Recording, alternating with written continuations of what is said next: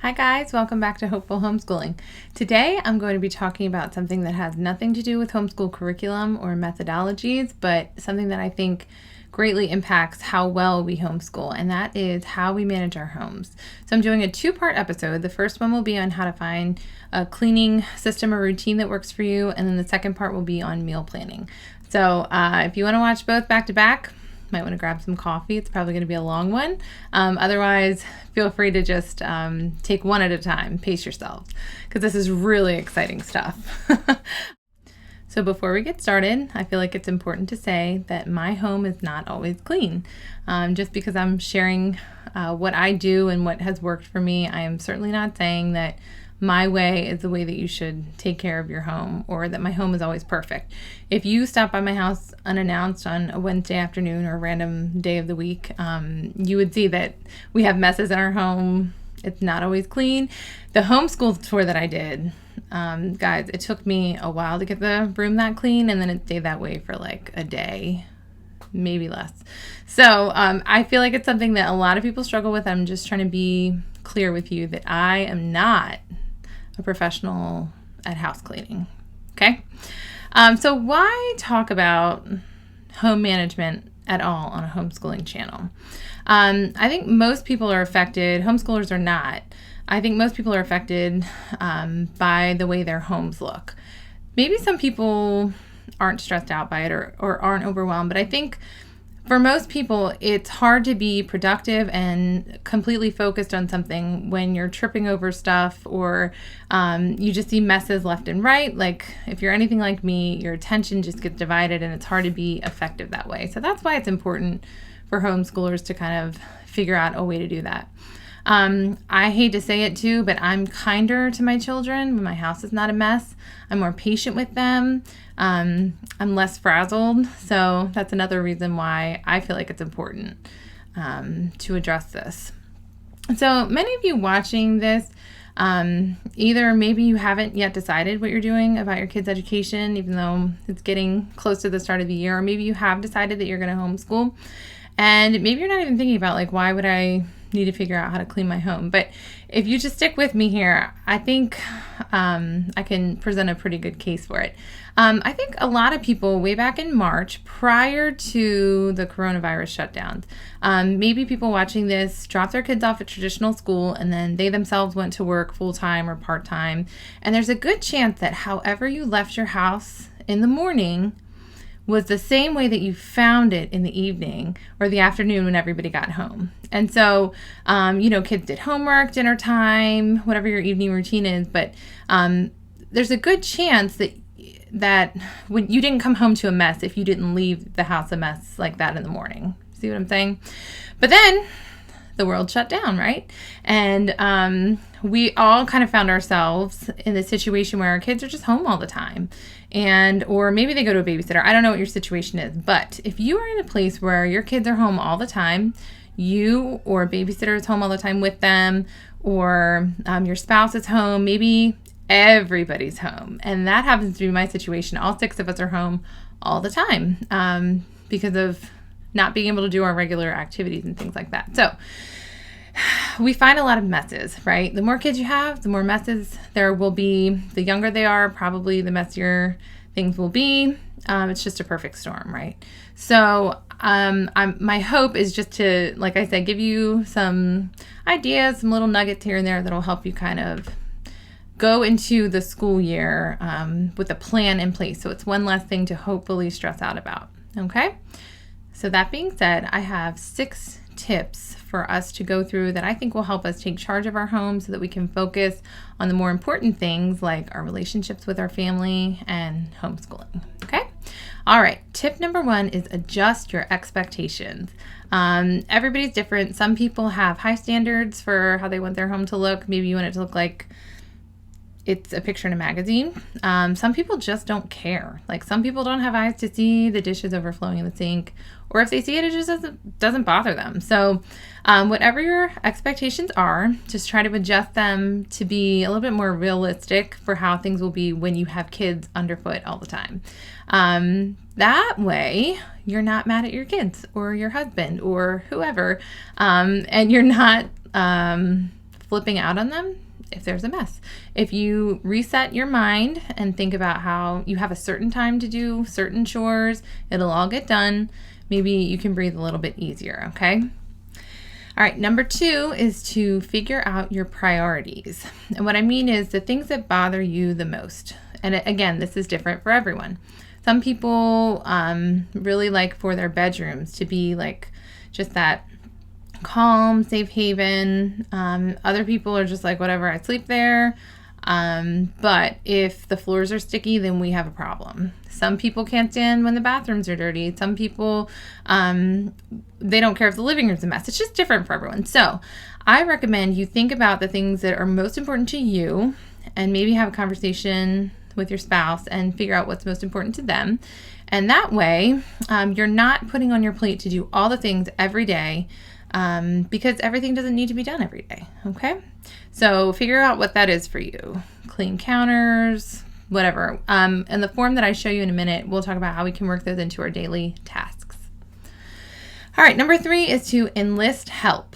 Now, I am not going to give anyone marriage advice here. I'm not going to tell you that you should demand that your spouse does 50% of the work. Not going there. That's not even what I believe. But I would recommend asking for help from whomever you feel like could give you that help and would cooperate. But I would say you can at least train your kids in a few different areas that will lighten your load. Think about how old your kids are, what their capabilities are. If you look on Pinterest, you can find tons of age-appropriate chore lists for children. So you could start there, but again, ages aren't really the best indicator, right? It's your child, what they can do and what they can't. And then teach them how to do the things that you don't like doing, that you feel like they could help you do. In my home, we'll talk about when we go through my list, but my oldest has pretty much gotten his laundry down from start to finish. And maybe you don't want your kid doing their laundry. Like I said, I don't know. For me, I don't actually care if things are folded perfectly, especially in this season of life. We'll get there. Like when he's older, I'll be more picky. But for right now, it lightens my load tremendously for him to be able to put the clothes in the wash, run it, move the clothes to the dryer, bring them up, do his best to fold them, put them away. I never see them. It's lovely. You can have kids unload the dishwasher. Whatever it is, just teach them, train them, and then you have a choice. You can be super picky and expect excellence and perfection. There is value and virtue in that. Or you can decide that it's better halfway done than not done at all. So that's for you to decide for your family, chore to chore, kid by kid, okay? And your kids will probably whine if they're not used to doing chores yet, or even if they are. Kids just whine sometimes. But if you stick with it and you're consistent, I think, and you really encourage them and you're positive and you build them up and you thank them for helping you and being such a big boy or big girl, I think they'll take pride and ownership in that, and hopefully it'll help you too. All right. The next one is to create a cleaning routine or schedule. Now, this is where I'm going to go into a little bit of detail about what I do and how I keep things organized. But when I was just married to my husband and we didn't have kids yet, I would just we were both working full time, and I would say we both just kind of pitched in and did all the chores. But when it was only 2 of us living in an apartment, we never had super messes. We had both lived in college before, lived with roommates, knew kind of how to be respectful of other people's space. And it never got crazy that I remember, and we were both busy working, and we could knock out a whole cleaning of an apartment in an hour or 2 on a Saturday. And that was that. And I would just kind of not clean things on a schedule. I would just notice that something needed to be clean, and I would clean it. But as we started having kids, I realized that method no longer works for us. If I wait and try to clean things as I see that they're dirty, first of all, everything's going to get dirty at the same time. 4 kids live here, and the bathtub feels like it's always dirty, and the stovetop feels like it's always dirty. So if I were to do that, I would spend my whole life cleaning, and I just don't want to do that. So I've kind of had to figure out a system or a routine, whatever you want to call it, and do it that way. So I'm going to show you it's not fancy. I made it on Pages, but this is my weekly cleaning routine. So I'll see if you can see it. Okay. Weekly cleaning routine. And I'm just going to try to talk through it as I hold it up here. Hopefully you'll be able to hear me. But you see at the top, there are daily tasks. And my daily tasks are, I have 1, 2, 3, 4, 5 things listed. And on a good day, I will get all of them done. Okay, I'm going to put this down now so that I can talk about it. But the first daily task I have is to do 1 or 2 loads of laundry from start to finish the day. Now, on the days when I'm really on top of things, I will the night before throw my clothes in the wash. Our washing machine has a timer on it, so I can set it for like 7 or 8 hours or whatever to run in the morning. And then when I wake up, it's already ready to be moved to the dryer. If I forget, I can always ask one of my kids to move it to the dryer. And then by lunchtime, in theory, I would have a clean load of laundry in the dryer that just needs to be taken out and folded and put away. So on days when I'm really on top of things, I get 1 or 2 loads of laundry put away in a day. And that way I'm not facing a mountain of laundry on the weekends because I don't want to clean. I don't want to spend my weekends cleaning. But that's how I handle laundry. But I mean, there's some people who have like a laundry day and you just do like knock out 7 or 8 loads of laundry on like a Thursday or whatever. Like however your brain functions, however it works, do that. But it's good to have a plan. Okay, the dishes. That's my next daily task. The dishes, the way I do it, I do them throughout the day, but at night I make sure everything is put away and I run the dishwasher overnight. I think a lot of people do that. It's not like, you know, this amazing tip that you've never heard before, but it works for us. And one of the kids' chores in the morning is to unload the dishwasher when they get up. So that's how dishes work in our house. And I try to do the breakfast and lunch dishes after lunch. Next thing is to wipe down the table and counters. I'm not going to lie. I don't do this after every meal. It just kind of depends on how messy things are. Definitely after dinner. But if I can't do it 3 times a day after every meal, then it's okay. I just make sure I do it at nighttime before I go to bed. And then I always wipe the table and counters before I sweep. I think that's common sense. But they go hand in hand. Like as soon as I wipe the table down, I sweep. Or I use this really cool little vacuum cleaner that's cordless. The kids can use it too, which is a bonus. But it's for tile because we have tile in our dining room. I can link to that on Amazon if anyone's interested. But and then the entryway. The entryway is the part for me that sometimes just falls to the side and I just don't get it done. I'm just too tired. I don't feel like it. But just giving the entryway a good sweep, putting shoes away if my kids forgot, so that I don't trip in the middle of the night going down to my room or up from my room. So those are the things I try to do daily. Now I'll show you this again. And let's see. Now we'll talk about each day of the week and the different chores. You'll notice I don't do anything on Saturdays or Sundays because I want to spend time with my family. So the good thing about having a system is if you're keeping on top of things throughout the week, you're not super far behind, even when the next week rolls around. So Mondays I do bathrooms, and I'll tell you why. We used to have co-op on Mondays, and everybody was just exhausted and tired. And so I picked the easiest thing for me to do on Mondays, which is the bathroom. Now it says the tub on here. I don't do the tub every week. But like the sink, the toilet, the mirrors, the floors, I don't do the floors every week either. I'm not going to lie. But the sink, the toilet, and the mirrors are quick. I can just do those really quickly, and it's not like super labor intensive for me. And then also cleaning out the van. I found that it's really helpful for me to put that as a weekly chore because our van just gets so messy. Even though we're not driving as much lately, it's still good to give it a good once over one day of the week. Okay, so Tuesdays it says a good sweep. So I'm gonna focus there. And a good sweep is different than my regular daily sweep because I do under the couches and in the hallway, like all the nooks and crannies. I don't do that every night. And then also mopping, because if you just had a good sweep, then it's good to run a mop over everything once a week. We also have one of those spray mops that are good for like just a couple sticky messes here and there. I can link to that as well. But that's been helpful for us, because if I don't have the energy to do like all the mopping in all the rooms with like the big bucket and all of that, the hot soapy water, then I can just use the spray mop if it's like a sticky thing that in a high traffic area. Okay. Wednesdays are my kitchen day, where I just wipe down the appliances, the stovetop, the fridge, the microwave, whatever appliances are there, the dishwasher. And then I clean out the fridge. And the reason I do that on Wednesday is because our trash day is Thursday. So for me, cleaning out the fridge, getting out all like the expired stuff, or, you know, the spinach that I had such good intentions of using, whatever it is, to get that out before trash day is really helpful. And it's usually at its emptiest then, so I can give it a good wipe down. I don't always take all the shelves out and wash them down. I do that on an as needed basis.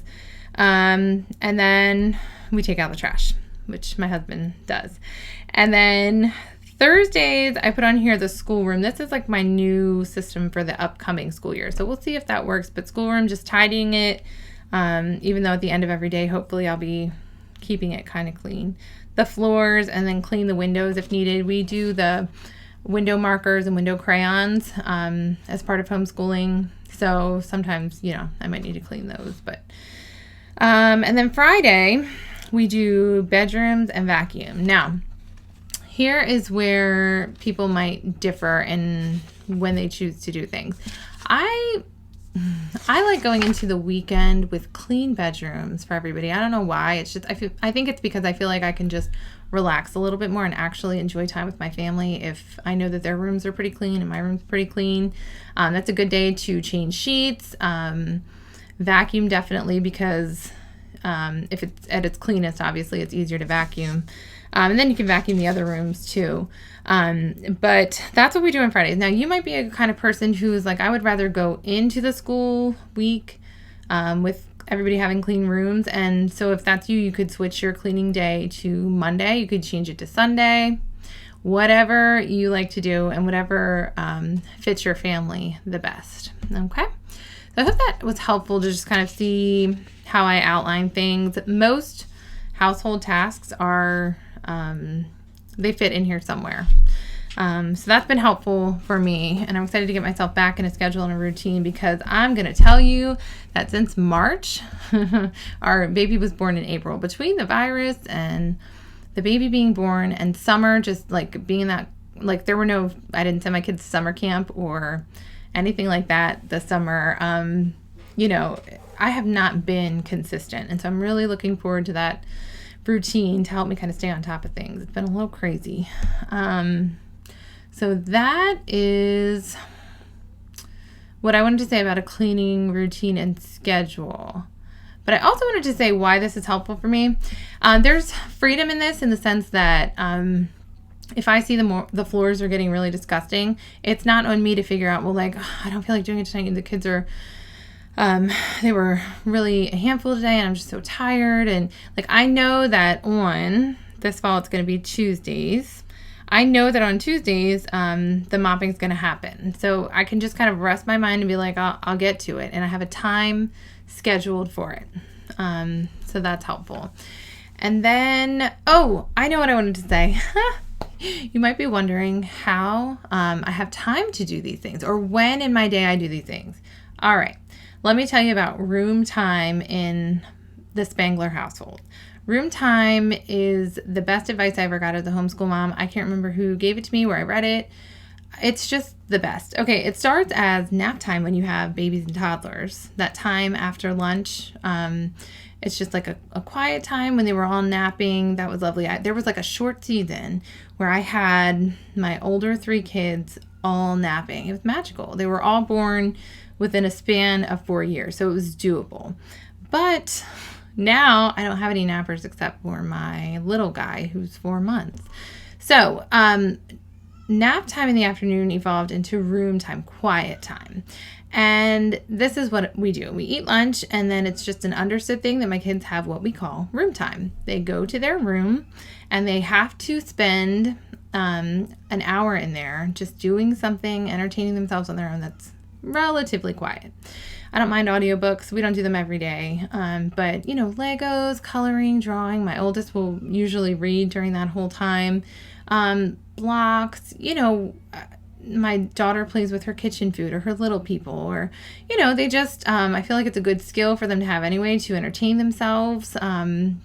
Being in a family with multiple siblings, I feel like they can kind of depend on each other, which is good. But then if they're on their own, they might not know what to do with themselves. So I see it as like a life skill thing.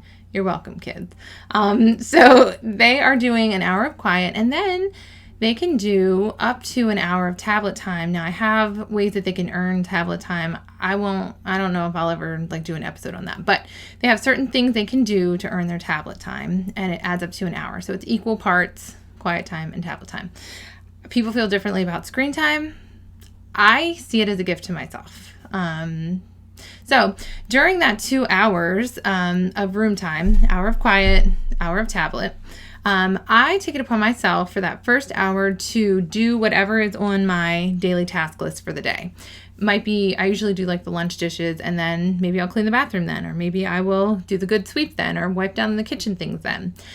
So I use that first hour as cleaning. And then their second hour, when I know they're on the tablets and they're not going to come out and ask me questions, that is when I do what we would call self-care, and that's different every day. I might use that time to read my Bible if I didn't do it in the morning. I don't take naps anymore, but that would be a good idea for you if it works for your life. But that might be when I go for a walk around the block. My husband works from home, so I could take a couple walks around the block if I wanted to, or do an exercise video. I don't know, whatever I feel like I need that day. A shower if that hasn't happened yet. Now, all of this is dependent on what my baby is doing. He's not on a strict nap schedule. So it just kind of depends on what he's doing and what I'm able to do. If he's napping when the kids go into room time at first, maybe I'll do my self-care then and then clean. But it just depends. And I'm not saying you have to do room time, but I'm saying it has worked for us well. And if your kids aren't used to that concept, you could always start with 15 minutes of quiet time and 15 minutes of tablet time, and then gradually work your way up. Or you could just say, kids, you're staying in your room for an hour and a half, figure out something to do. Sorry, no tablet, whatever works for you. But that's when I do my things. And then at night is when I do the dishwasher, the wiping the table down, and the floors. Okay? That was a long one. I hope I didn't lose you there. But my fifth tip is to use timers. So this is something I heard from, I think it's the FlyLady. I'll have her information down in the description box there. But she's big on timers. Use a timer, and I've used this sometimes, a 10-minute tidy. I'll put it on our schedule for the day. Before we do something that I know my kids want to do. All right, guys, before we go for a walk, or before we, I don't know, go outside or do poetry tea time, something that they look forward to, something that they enjoy, I'll say, all right, guys, we're going to do a 10-minute tidy. And so we set the timer for 10 minutes, and I have each kid go through the main 3 rooms. That's the schoolroom, the dining room, the kitchen, and the living room, and just get what's theirs, put pillows back on the couch if they've been building forts or whatever.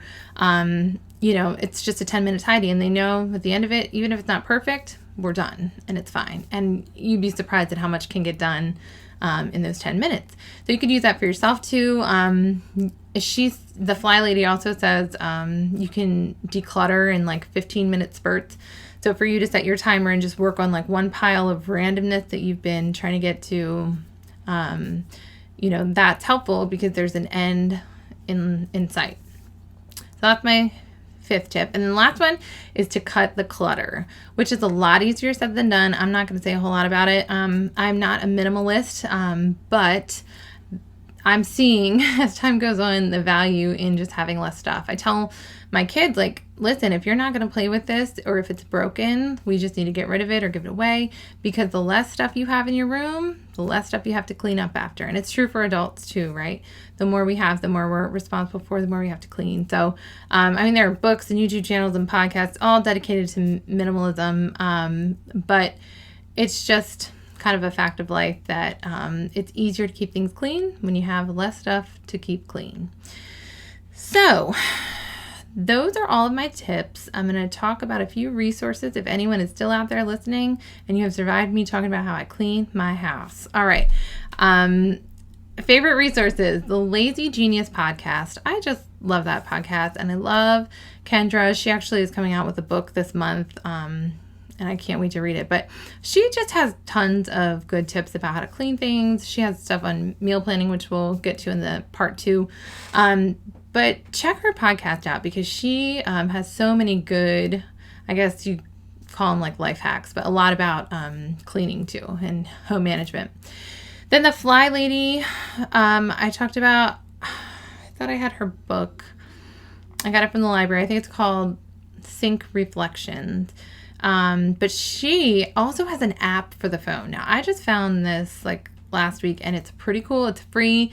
And she gives you like a checklist to do every day in the morning and in the afternoon that kind of, if you stick with it, like you will be on top of things. So that's another thing to consider if you're like, I don't want to make up a chart. That's too involved for me right now. She'll just tell you what to do. And then each week, I think she changes zones. So you'll be focusing on your kitchen one week, and then you switch to like bathrooms and then bedrooms. So that's something I'm just familiarizing myself with a little bit, but it's a really neat tool. And there's even a timer on there. And so you might want to check that out. Another book by Emily Lay, it's called A Simplified Life, and she has just like a lot of hacks too when it comes to home management and organization. So I will put the link for that down at the bottom. Dana K. White, she has written a couple of books on cleaning and decluttering, and the one that I read was Decluttering at the Speed of Life. So that was a fun one. She has a podcast too, I think. I know she has a podcast. And Kendra Hennessy, I think this is my last one here. Yeah. Kendra Hennessy, her blog or business is called Mother Like a Boss. And she used to be a professional house cleaner, and she has all kinds of tips. I had actually, like, I don't know, a year or two ago, paid money for like one of her courses, like the online course. And that's really a lot of what helped me to figure out the weekly cleaning routine that I showed you. She kind of walks you through, and she has like a bunch of audio lessons and some PDFs that talk about how and when everything should be cleaned. So I hope that this was helpful for you. I hope there was something in here that you might try to implement or change so that it fits your family. If you don't see the need for a system or routine of cleaning, eventually at some point you might, especially when you're in the thick of homeschooling and you're trying to decide whether you should wash the dishes or teach your kids science. Hopefully you'll never be in that predicament, but just know this episode will be here for you to return to if it doesn't apply to you now. If you have any questions, feel free to drop them below and I will certainly answer them. But until part 2, when we're going to be talking about meal planning, I will see you later. Bye.